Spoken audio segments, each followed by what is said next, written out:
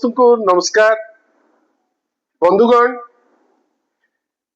वास्तव रे वर्तमान जो परिस्थिति आमे आगुरु देखुतिले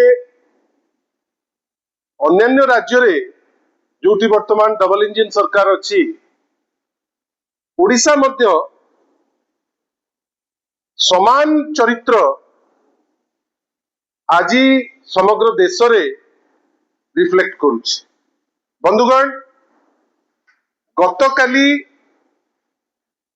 जो घटनाटा घटी सारा राज्यर लोक को दौलै देइतिला।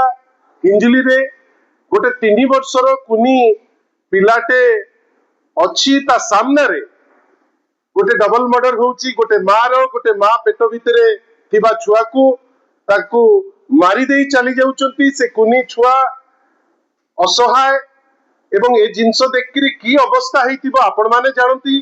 किंतु से समय रे जेतबेले गोटे चिट्ठी लीडर ऑफ अपोजिशन हिंजिली रो जे 6 थर विधायक जेतबेले लिखि देले, भारी खराब लागिला राज्यर आईन मंत्री को एवं से कहबा को पछेले नहीं जे चिट्ठी काहे की लिखा गला। हमर आज प्रश्न आईन मंत्री को जे एई जो गोटे सप्ताह भितरे 24 घंटा हेई नहीं गोटे घटना घटिला बालिअंतार रामचंद्रपुर ब्रिज पाखरे। आपण टिके खाली झलक टिके देखंतु।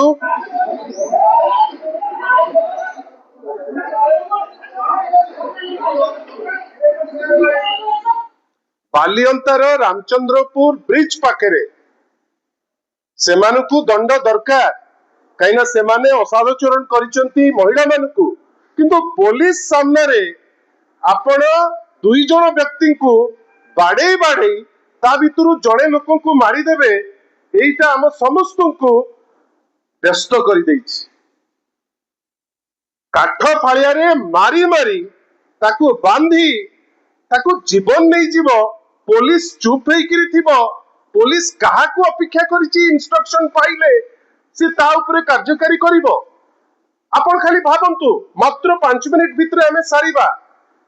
बालिअंता घटना ठीक 24 घंटा पूर्व हिंजिली घटना, हिंजिली घटनार जस्ट 24 घंटा पूर्व कणासर घटना, जोठी आपण आश्चर्य हो जिवे जे जेतबेले अणकाट तो हैला रक्ताक्त तो कले, किंतु जोटा देखैला जे आईन रो शासन आज ओडिसा रे नाही, लोक आईन को पचारू नांती। सेटा होची जेतबेले से मोटरसाइकल रे चढ़ी किरी चली गले से दीटी लोक उपरे आ अल्टीमेटली आज तार एम्पुटेशन हेची।